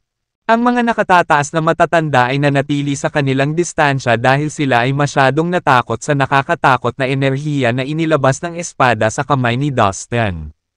Oh, tama. Gumamit si Dustin ng isang lihim na kasanayan upang sugpuin ang kapangyarihang ibinubuga ng espada. Dapat maayos na ngayon. Mahinaong sabi ni Dustin. Pagkatapos ang tatlong matatanda ay nagsalitan sa paghawak at pagmamasid sa espada na parang nakuha nila ang pinakamahalagang kayamanan. Tuwang-tuwa sila dito. Hanggat mayroon tayong makapangyarihang espadang ito. Ang ating lakas ay tataas ng husto at maaari na nating talunin ang iba pang mga super sect. Agad na sumang-ayon ang nakatataas na matatanda at pumayag na ibigay ang flying swordsmanship kay Dustin kapalit ng espada ni Dustin. Pagkatapos ay opisyal na ibinigay ni Dustin ang espada at ang illusory swordsmanship sa mga nakatataas na matatanda. Nakuha niya ang illusory swordsmanship noong nasa Sunsect pa siya. Noong panahong iyon, nakuha niya ito sa Ganges Auction House ng Peace Town. Ang mga matatanda ay natuwa sa Punanibik dahil natanggap din nila ang illusory swordsmanship. Kung ikukumpara sa flying swordsmanship, ang illusory swordsmanship ay talagang mas angkop para sa mga mandirigmang tulad nila na may medyo mahinang espiritual na kahulugan. Lubhang nasiyahan si Dustin sa pagkuha ng flying swordsmanship. Agad siyang nagdahilan na humanap ng tahimik na lugar para sa pagninilay-nilay. Sa kabuuan, masasabing lubos na nasisiyahan ang magkabilang panig sa resulta ng kasunduan. Samantala, ang pinuno ng sekta ng Emerald Sect ay natapos na sa paglilinang pagkatapos ng higit sa 10 araw sa pag-iisa. Nakasuot siya ng itim na damit at may dalang mahabang espada sa likod. Ito ay lumabas na siya ay nasa premium na yugto ng Earthrealm. Paglabas niya, sinabi sa kanya ng isang alagad na may isang binata na nagsimula ng malaking laban sa kanilang sekta. At maging ang kanilang nakatataas na matatanda ay nasangkot. Nang marinig niya ito, galit na sumugod ang pinuno ng sekta at hinanap si Dustin. Nang makita siya, hindi na siya nag-aksaya ng panahon at sinubukan siyang tambangan habang nakatutok siya sa kanyang pagtatanim. Gayunpaman, sa kanyang sorpresa, hindi man lang iminulat ni Dustin ang kanyang mga mata ay madaling naiwas ang lahat ng kanyang pag-atake. Nagulat ang tatlong nakatataas na matatanda nang marinig nila ang balita. Mabilis silang sumugod sa pinangyarihan. Pinatigil ang pinuno ng sekta. At humingi ng paumanhin kay Dustin sa ginawa ng pinuno ng sekta. Ang pinuno ng sekta ay galit na pinagalitan ng mga nakatataas na pinuno.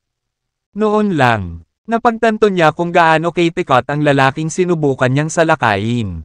Pagkatapos noon, taos-puso siyang humingi ng tawad kay Dustin ng personal. Wala talagang pakialam si Dustin sa mga kilos ng pinuno ng sekta. Nais lang niyang matapos ang kanyang paglilinang sa lalong madaling panahon. Pagkatapos ng isa pang 20 araw, si Dustin ay nagmumuni-muni pa rin ngunit gumagawa ng malaking pag-unlad sa kanyang paglilinang. Biglang, isang nakasisilaw na mahabang espada ang pumailanglang at huminto sa himpapawid. Naglalabas ito ng hindi pa nakikitang aura na nanginginig sa lupa. Ang espada ay tila isang mabagsik na dragon, na lumulutang sa kalangitan sa itaas ng Emerald Sect.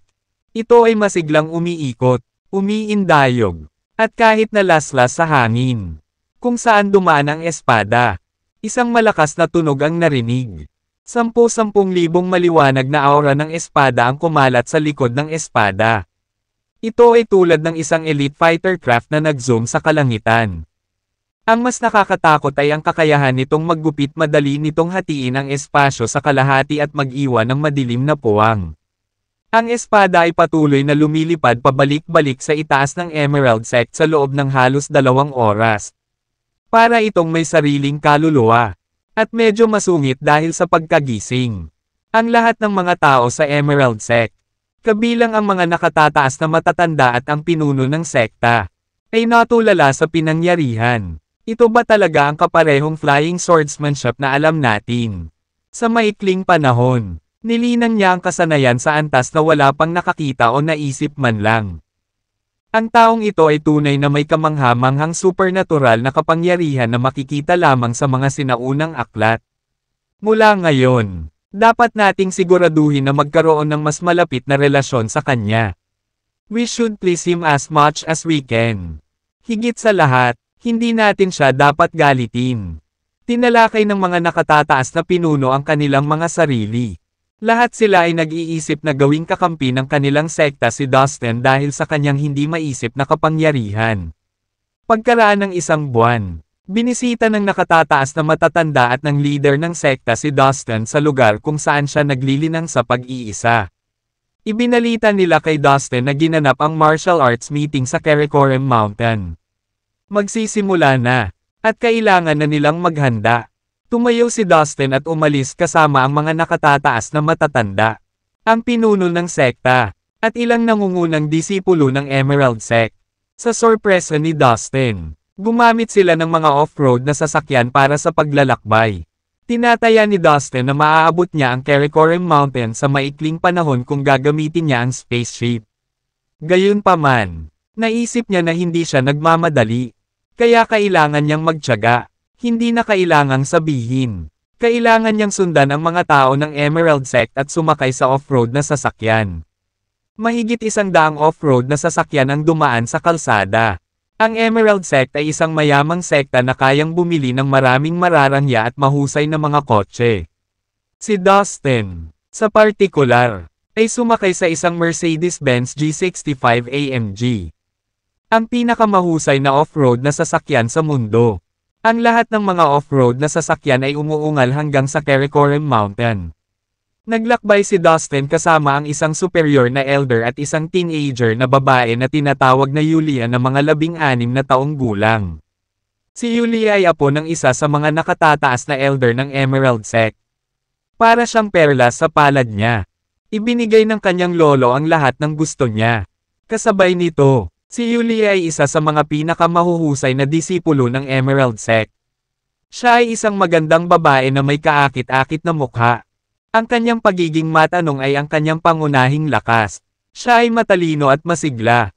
Palaging curious si Yulia sa mga bagay-bagay. Kaya marami siyang tanong kay Dustin. Dustin, saan ka ba nanggaling?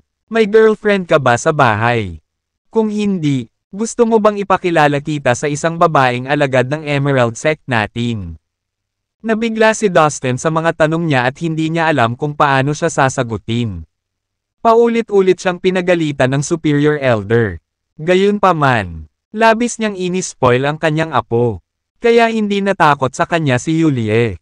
Dustin, ang galing mo talaga sa martial arts. Naalala ko yung araw na nakita kong pinitik mo ang lolo ko gamit ang isang daliri. Paano mo nagawa iyon? Ikaw talaga ang aking bayani. Pwede mo ba akong turuan ng martial arts? Ayaw ko na maging Panginoon ko ang lolo ko. Gusto kong maging alagad mo. Patuloy na kinukulit ni Yulie si Dustin na maging amo niya. Palagi niyang hinahangaan si Dustin mula nang masaksihan niyang talunin ang 3 nakatataas na elder ng Emerald Sect. Para sa kanya, para siyang superhero. Kaya naman, ayaw niyang sayangin ang pagkakataong matuto ng martial. Sining mula sa kanya. Pumikit si Dustin para makapagpahinga at hindi siya pansinin. Enough, Yulie. Stop it. Kung hindi, itatapon kita sa sasakyan. Galit na sabi ng nakatataas na matanda. Dustin, pakiusap. Pagmamakaawa ni Yulie na parang batang layaw na kinuyog ang braso ni Dustin. Ayaw man niyang aminin ay medyo nairita si Dustin sa kanyang pang-asar. Medyo nahiya din sa kanya ang superior elder. Kumunat ang noo niya at balak siyang pigilan. Gayunpaman, biglang nagbago ang isip niya. Dahil sa nakakatakot na lakas ni Dustin. Makikinabang sila kung matututo si Yulie sa kanya. O kahit napakasalan siya sa hinaharap. Nagliwanag ang mata ng nakatataas na matanda sa naisip. Lumingon siya sa isang tabi at nagkunwaring natutulog. Fine, Yulie. Pero paminsan-minsan, bibigyan lang kita ng advice. Ang susi sa pagsasanay ng martial arts ay ang pagsusumikap at determinasyon. Walang magawa si Dustin kundi pumayag sa kanyang kahilingan. Tsaka alam niyang mabait na babae si Yulie. Mayroon din siyang mahusay na kakayahan para sa martial arts. Sa katunayan, sa kanyang pambihirang talento, maaari siyang ituring na isang first-class cultivator sa Earth at maging sa ibang mga mundo. Natuwa si Dustin sa katotohanan na siya ay may talento. Oo, ang galing. Tuwang-tuwa si Yulie. Itinaas niya ang kanyang nakapikit na kamao na para bang gumawa siya ng isang victory gesture. Yulie, yumuko ka sa amo mo. Sigaw ng superior elder nang makitang pumayag si Dustin. Master Dustin. Pilyong nilabas ni Yulie ang dila habang nakayuko ang ulo. Siyempre, nakayuko lang siya kay Dustin sa sasakyan.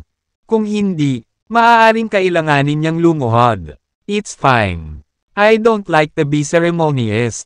You can just treat me as your friend. Sabi ni Dustin. Talaga. Ang galing. I do hate protocols. Dustin. You are so kind I could fall in love with you. Masayang bulalas ni Yulie.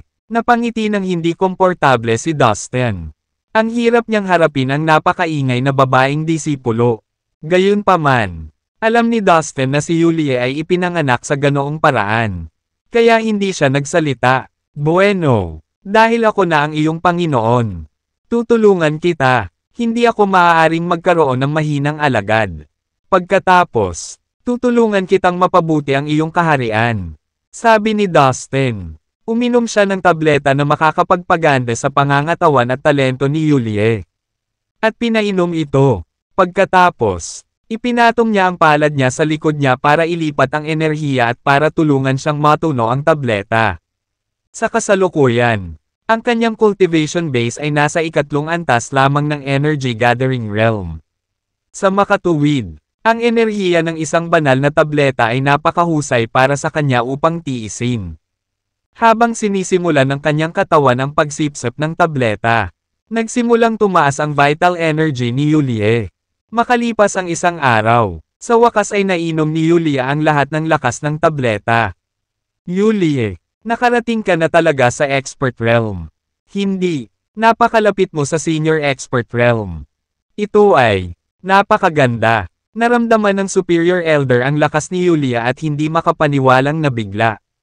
Hindi siya naniniwalang posible ang ganoong bagay.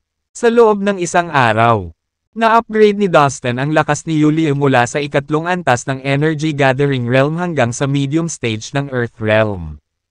Ito ay dapat na isang bagay na mahiwaga. Talagang misteryoso at hindi maaarak ang husay ng binata. Isip ng superior elder habang nakatitig kay Dustin. Alam nating lahat na si Yulie ay isang talentadong mandirigma. Nag-practice siya ng martial arts mula noong siya ay bata. At ang kanyang pundasyon ay napakatibay. Gayunpaman, hindi pa siya nakakakilala ng isang mahusay na guro. Kaya nagsasanay siya ng ilang mababang pamamaraan ng paglilinang. Kaya naman naging mabagal ang kanyang pag-unlad. Tinulungan ko lang siyang maabot ang normal na antas na dapat ay nasa kanya.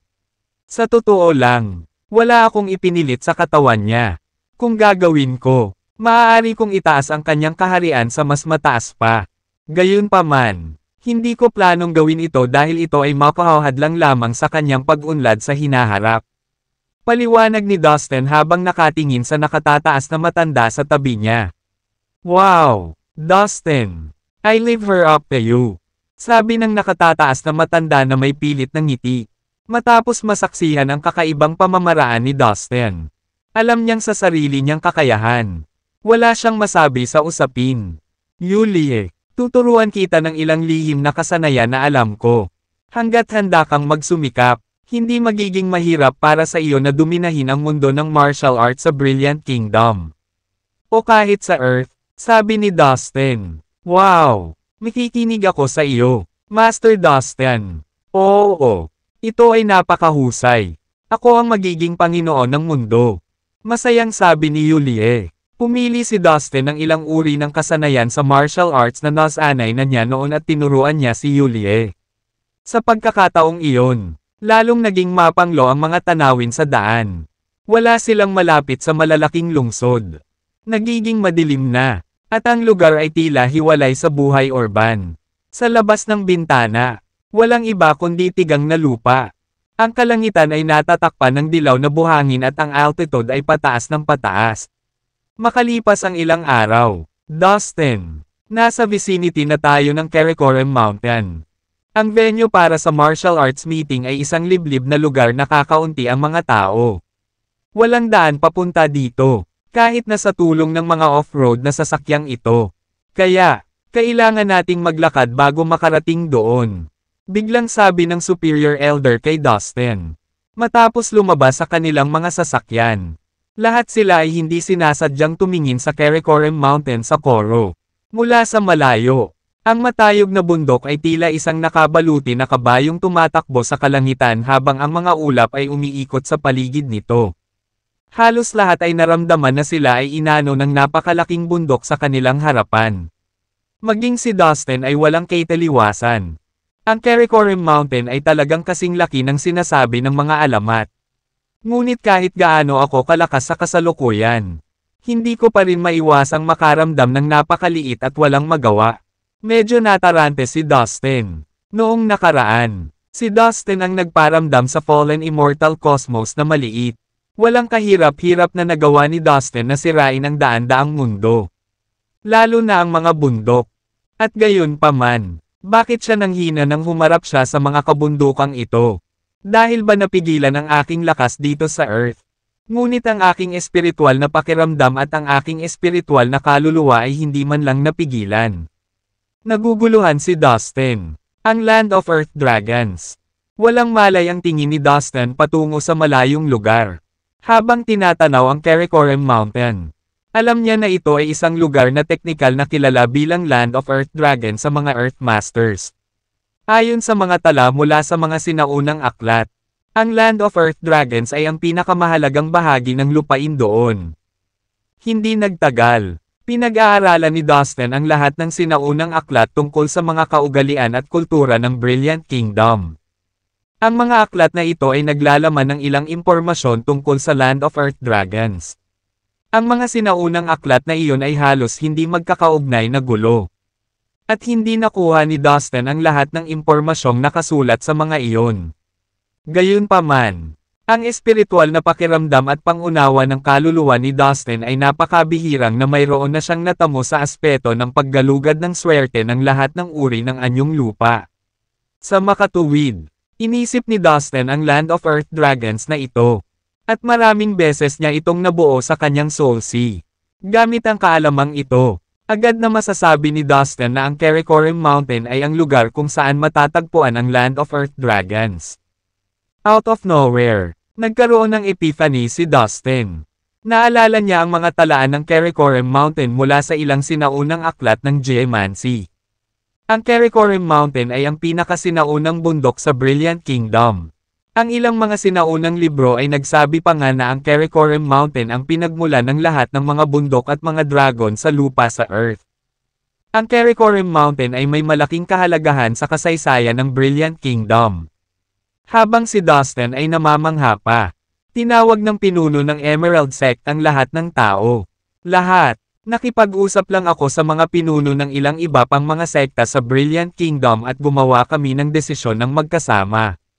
Isang paligsahan ang gaganapin ngayong taon pagkatapos ng aming pagpupulong. Ang pangunahing dahilan ng desisyong ito ay upang mabigyan ng pagkakataon ang mga kabataang magsasaka mula sa iba't ibang sekta na makipagkompetensya sa isa't isa.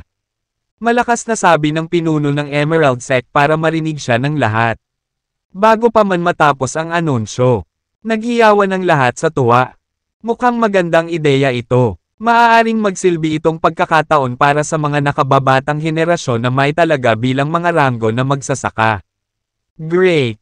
Naway umakyat sa stage ang 10 pinakamalakas na lalaki para makita natin kung sino ang pinakamakapangyarihan. Well, hindi yan isang tanong. Kabilang sa nangungunang 10 kilalang binata sa larangan ng martial arts sa Brilliant Kingdom. Si Hiram mula sa ating Emerald Sect ay dapat ang pinakamakapangyarihan. Yes, I agree with you. Dapat si Hiram ang number 1. Sa palagay ko, mas malakas si Yulie kaysa kay Hiram. I think she will be number 1. Ang anunsyo ay nagdulot ng mainit na debate sa kung sino talaga ang pinakamalakas na batang martial artist. Tumahimik ka, manahimik ka, sa tingin mo ba ito ay nakakatawa? Hindi lang ito laro gaya ng iniisip mo. Ang isa sa mga nakatataas na matatanda ay bigla na lamang nagalit ng husto. Agad namang tumahimik ang lahat at tumahimik ang buong lugar. Sa madaling salita, ang patimpalak ng martial arts ay isang kompetisyon sa mga kabataang alagad ng bawat sekta at angkan para makita natin kung aling sekta o angkan ang may pinakamakapangyarihang alagad. Ang lakas ng nakababatang henerasyon ay kumakatawan sa kinabukasan ng sekta. Maaari itong magpasya kung lalakas o hindi ang sekta o angkan sa hinaharap. Sa makatuwid, ang kompetisyon ay may malaking kahalagahan. Ito ay isang showdown ng lahat ng potensyal ng mga sekta at angkan. Kaya naman sana ay todo-todo ang mga kabataang alagad ng ating sekta sa pagkakataong ito upang ipaglaban ang dangal ng ating sekta. Ang karangalan ng ating Emerald Sect ay nakasalalay sa iyo. Lalo na ang mga elite na disipulo tulad ni Hiram at Yulia.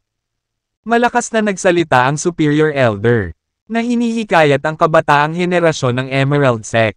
Go all out at ipaglaban ang ating sekta. Sa sandaling natapos ng Superior Elder ang kanyang mga salita, ang lahat ng mga disipulo ng Emerald Sect ay sabay-sabay na naghiyawan. Lahat sila ay nasa mataas na espiritu at nangangati na makipag-away. Yulie, dapat tayong magtulungan at lumaban ng husto para sa karangalan ng ating sekta sa pagkakataong ito. Mahinang sabi ng isang gwapong binata habang papalapit kay Yulie. Nakasuot siya ng puting damit, na may mahabang espada na nakasabit sa kanyang baywang. May gusto pala siya kay Yulie. Hindi napigilan ni Dustin ang mapangiti. Well said, Hiram.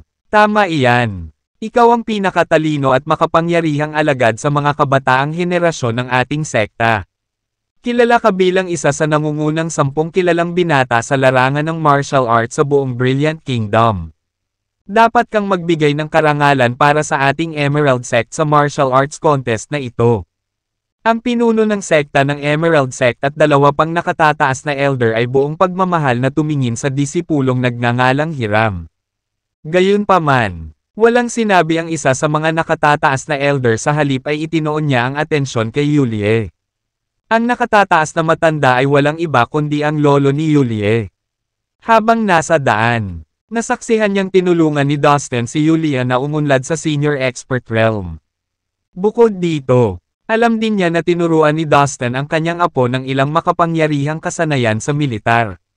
Bago iyon, walang alinlangang si Hiram ang pinakamakapangyarihan sa mga kabataang henerasyon ng Emerald Sect. Pero ngayon, si Yulia ang pinakamakapangyarihan. Pagkatapos ng lahat, ang pinuno ng Emerald Sect ay nasa senior expert realm lamang. Ibig sabihin, ang lakas ni Yulia ay kapareho ng sa pinuno ng sekta. Wala sa kanya si Hiram. Gayunpaman, tinuruan siya ni Dustin ng isang lihim na pamamaraan upang maitago ang kanyang tunay na lakas upang walang sino man ang makadama nito. Ha! Sinong nagsabi na gusto kitang makipagtulungan? Huwag kang mambola. Kasama ang aking Panginoon. Wala akong pakialam sa nangungunang 10 kilalang binata. Maghintay at tingnan lamang. Madali kong matatalo ang tinatawag na 10 pinakamalakas na binata. Sa isang iglap, nagtago si Yulie sa likod ni Dustin. Inilabas ang kanyang dila, at hinarap si Hiram. Palaging kinukulit ni Hiram si Yulia na gumawa ng mga bagay kasama niya. Nasa kalaunan ay nasa ilalim ng kanyang balat. Napawi ang ngiti ni Hiram at masama ang tingin niya kay Dustin. Pero mabilis niya itong tinakpan kaya walang ibang nakapansin. Mabilis niyang ginawa iyon kaya si Dustin lang ang nakakita. Pero ayaw ni Dustin na mag-aksaya ng oras sa kanya. Well, huwag ka masyadong magsalita. Let's start going and move on to the venue. Sigaw ng lolo ni Yulia at saka ikinaway ang kanyang kamay.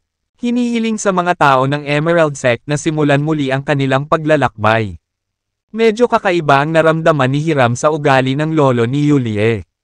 Karaniwan, ang lolo ni Yulia ay humakbang pasulong upang bigyan si Hiram ng maraming paghihikayat at ipinakita ang kanyang pangangalaga. Ngunit ngayon, siya ay walang pakialam sa kanya. Dahil dito, lalo pang kinasusuklaman ni Hiram si Dustin. Akala niya kasalanan lahat ni Dustin. Mga matanda, may kailangan pa akong gawin. Punta muna kayo sa venue at mamaya na ako. Muling naakit si Dustin sa kakaibang terrain ng Karakoram Mountain. Naranasan ni Dustin pagdating sa pagtawid at pagtuklas ng mga lupain. Ito ang perpektong pagkakataon upang tuklasin ang Land of Earth Dragons, na siyang pinakamahalagang lupain sa lahat. Maaaring hindi na siya muling magkaroon ng pagkakataong tuklasin ng lubusan ang mahalagang lupain. Agad na bumalot ang excitement na pinupuno ang bawat pulgada sa kanyang katawan. Walang pag-aaksaya ng oras. Gumawa ng isang malaking hakbang si Dustin at sa isang iglap ay nasa Karakoram Mountain na siya. Pagkatapos ay tuluyan na siyang nawala. Master, saan ka pupunta? Master, hintayin mo ako. Masamang master. Bakit hindi mo ako kinakausap? Nang makita ito, nagulat si Yulie. Hinabol niya si Dustin sa direksyon kung saan ito nawala. Habang nangingilid ang mga luha sa kanyang mga mata. Ngunit si Dustin ay wala kahit saan. Sa wakas, tumigil si Yulia at umiyak ng malakas. Mabilis na lumapit ang kanyang lolo at inaliw siya. Nang makita ito, sinamantala ni Hiram ang pagkakataong makausap si Yulie. Si Yulie, bagamat mas magaling si Mr. Lin sa martial arts, isa naman siyang outsider kung tutuusin. Ni hindi nga natin alam kung ano ang intensyon niya. Hindi natin masasabi kung ano ang gusto niyang makuha sa atin. Yulie, dapat, shut up, huwag kang magsalita ng masama sa aking amo. Siya ang aking Panginoon. Bakit outsider siya? Isa kang tagalabas. Galit na galit si Yulie. Galit niyang tinitigan si Hiram. Nang marinig ang sinabi niya, namula si Hiram at naikuyom ang kanyang mga kamao.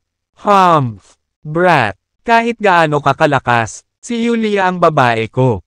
Hinding-hindi ako papayag na makuha mo siya. Napatingin si Hiram sa direksyon kung saan nawala si Dustin na may galit sa mga mata.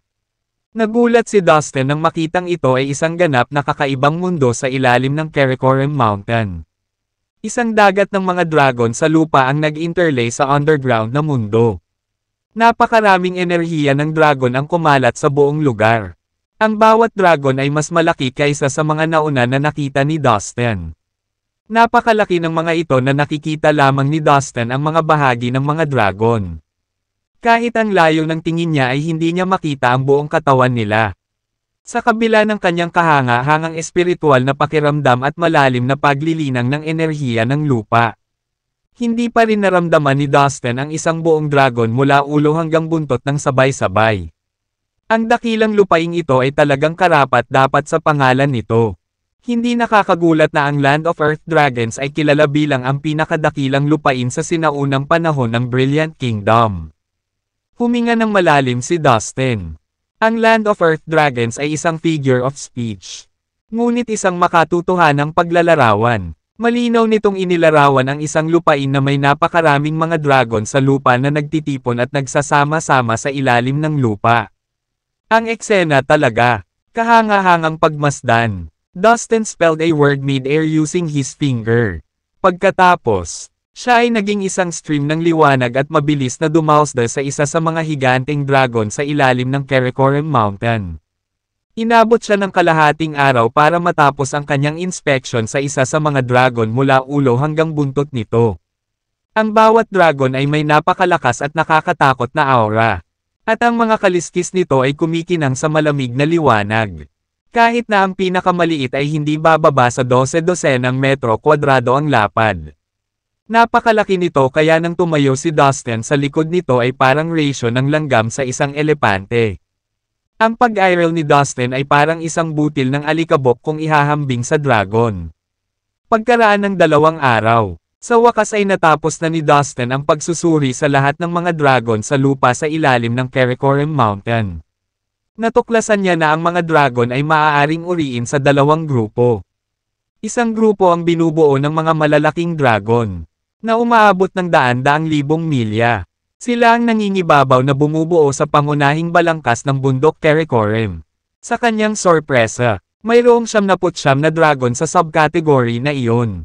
Bawat isa sa kanila ay may pananakot na kilos na puno ng pinakamataas na kabayanihan. Sa kabilang banda, ang mas maliliit na dragon ay isinilang lahat mula sa 79 na higanting mga dragon. Itinuring sila ni Dustin na pangalawa at hindi gaanong makapangyarihang mga dragon. Bagamat sila ay mga kakilakilabot na nilalang, mas nakatuon siya sa 79 na malalaking dragon kaysa sa mga second-rate. Bihira na makakita ng napakaraming Earth Dragon na nagtitipon sa isang lugar.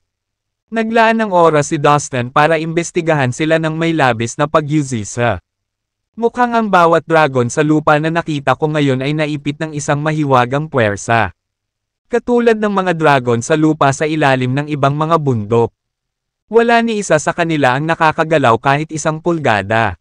Bukod dito, ang lahat ng mga dragon sa lupa at ang buong mundo sa ilalim ng lupa kung saan naruroon ang mga dragon, ay nasasakop din ng ilang masamang espiritu, na dapat na umiral sa maraming panahon. Tingnan ang mga dragon na ito. Gaano sila kaluwalhati habang kumikinang ang kanilang mga kaliskis.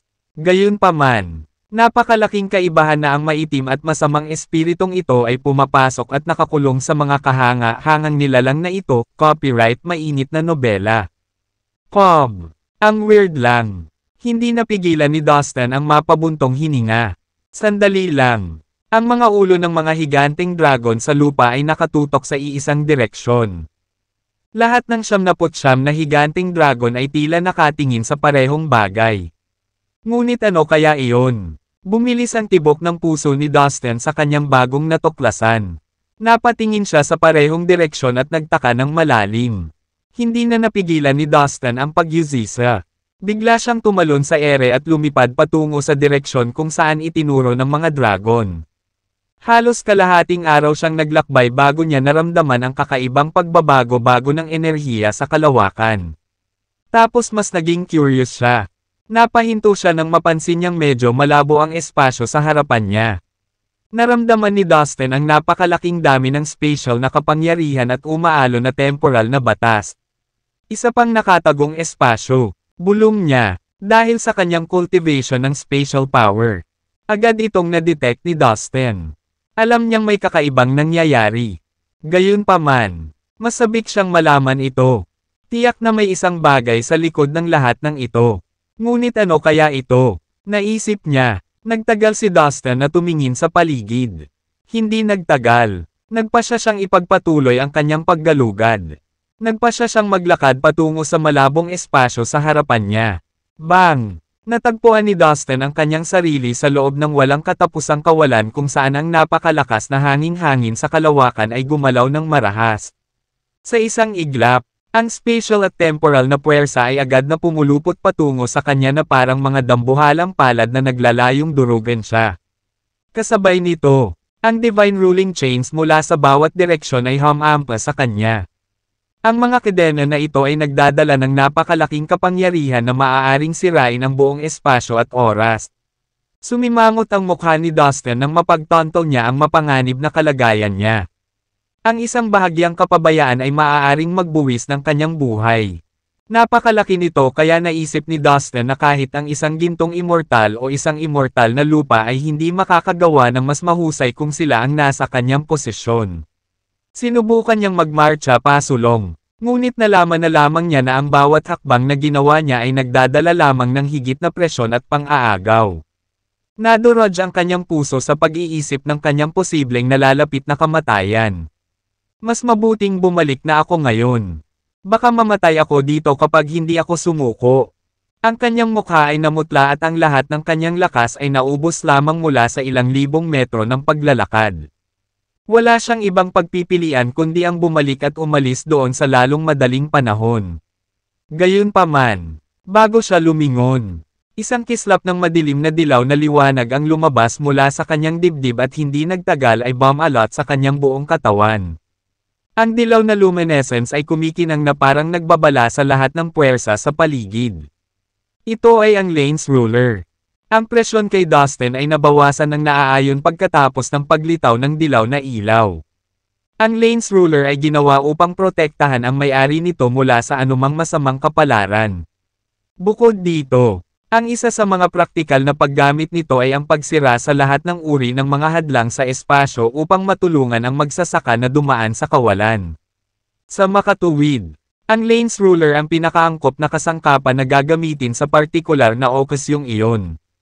Sa tulong nito, nakapagpatuloy si Dustin. Nagpatuloy ang windstorm ng kalawakan.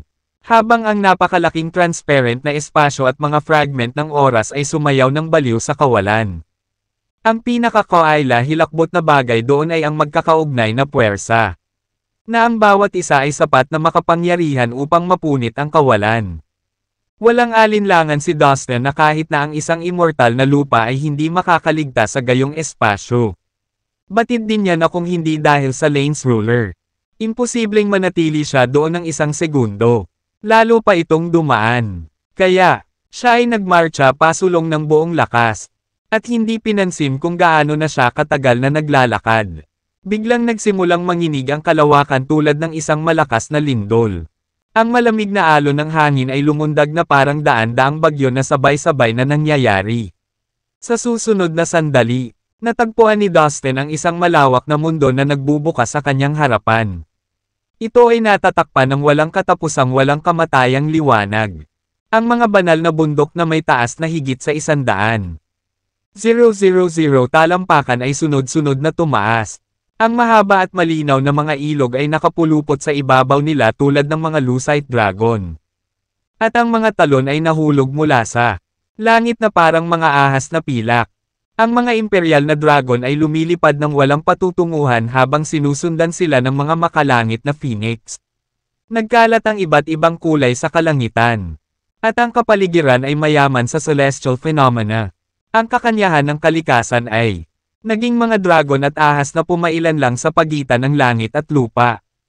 Isa itong paraiso para kay Dustin. Wow! Anong lugar ito? Nasaan ako? Nagtataka ang tingin ni Dustin. Ano? Malinaw ang lupa ng mundong ito. Bulalas niya. Tumingin-tingin si Dustin sa paligid at may nakita siyang mas nakakagulat. Ang engkanto na kumikinang sa lupa ay kumikinang ng isang makinang na gintong liwanag. Ang lupa ay parang isang transparent na salamin kung saan kitang-kita niya kung ano ang nasa ilalim nito. Ito ay isang madilim na mundo sa ilalim ng malinaw na lupain kung saan gumagala ang isang masamang espiritu. Tumingin siya sa ibaba upang makita ang mga pangit na halimaw at katakot-takot na mga demonyo na binago ng masamang puwersa. Ang ilan ay tumatawa ng maingat, habang ang iba naman ay kumikinang sa kanya. Ito ay isang kakaiba at mabagsik na mundo na may lahat ng mga demonyong bagay na maiisip ng mga tao. Kakaiba ang lugar na ito. Isang mahiwagang kaakit-akit na lupain at isang demonyong impyerno na pinaghihiwalay ng isang transparent na salamin. Parang dalawang dulo ng spectrum. Napaisip si Dustin sa sarili. Napatulala si Dustin dahil hindi pa siya nakakita ng ganoong katingkad na kaibahan ng mga mundo.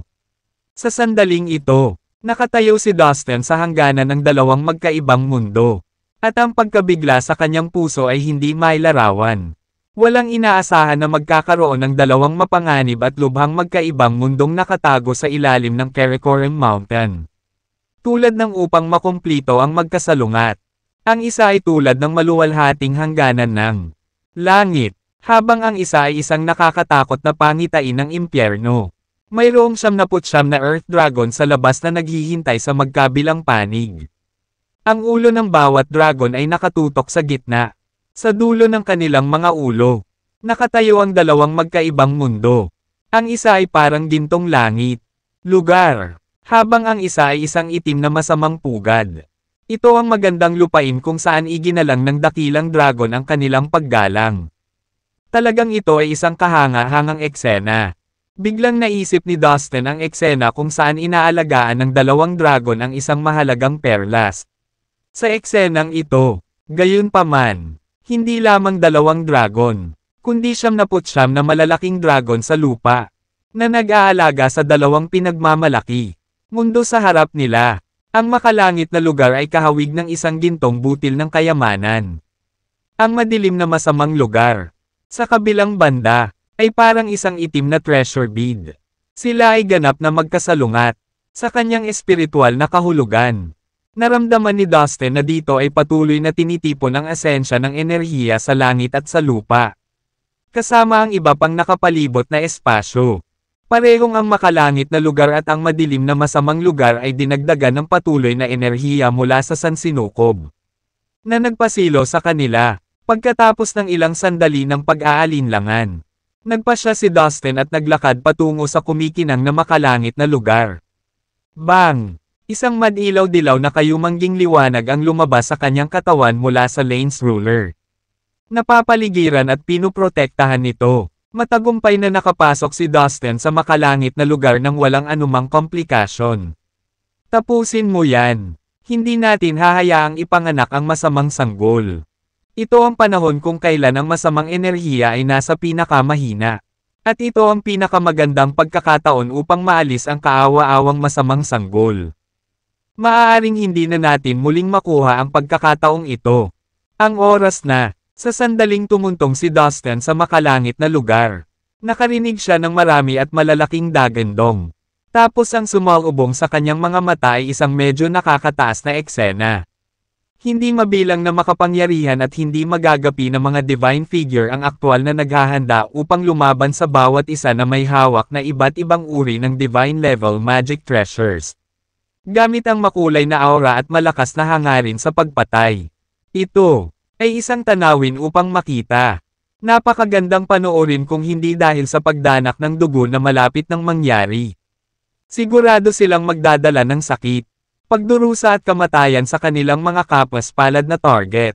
Tumingin-tingin si Dustin sa paligid at nakita ang maraming patuloy na umuusbong at nagtitipon ng mga figure ng mga Diyos na may mataas na espiritu ng pakikipaglaban sa malawak na espasyo. Pagkaraan ng ilang sandali, isang mahusay na espiritual na hukbo ang nabuo. May palakol sa kanyang kamay. Isang matangkad at malakas na figure ang hamarang at marahas na bumagsak sa lupa. Boom! Isang malaking nakanganga na butas ang lumitaw sa transparent na salamin sa pagitan ng dalawang mundo. Sisingilan. Ngayon, ang masamang sanggol ay dapat mamatay. Patayin siya. Isa-isa. Ang galit na mga Diyos ay dumaan sa butas sa isang coordinated attack sa madilim na masamang mundo. Teka, hindi ba Parker iyon? Ang lumikha ng universo. Nakilala ni Dustin ang higanteng palakol sa pagkamangha. Kasabay nito, biglang pumasok sa kanyang isipan ang imahe ng isang maalamat na Diyos sa mitolohiya. At yes, nakita ni Dustin ang isa pang Diyos na may mahabang busog, kung saan mayroong kabuoang siyam na may kintab na banal na araw. Nakilala niya na ang Diyos ang nagpaputok ng dagdag na araw upang iligtas ang mga tao mula sa pagkapaso ng siyam araw, ayon sa mitolohiya. At yun, Althea, ang lumikha ng mga tao. Nakita rin ni Dustin ang isang magandang Diyosa na ang isang kamay ay may hawak na hugis putik at ang isa naman ay hinuhubog ang isang tao mula sa putik. Pagkatapos, isa-isa ang mga figure ng putik ay naging makapangyarihang mga sundalong makalangit na sumugod. Pasulong at sumali sa laban.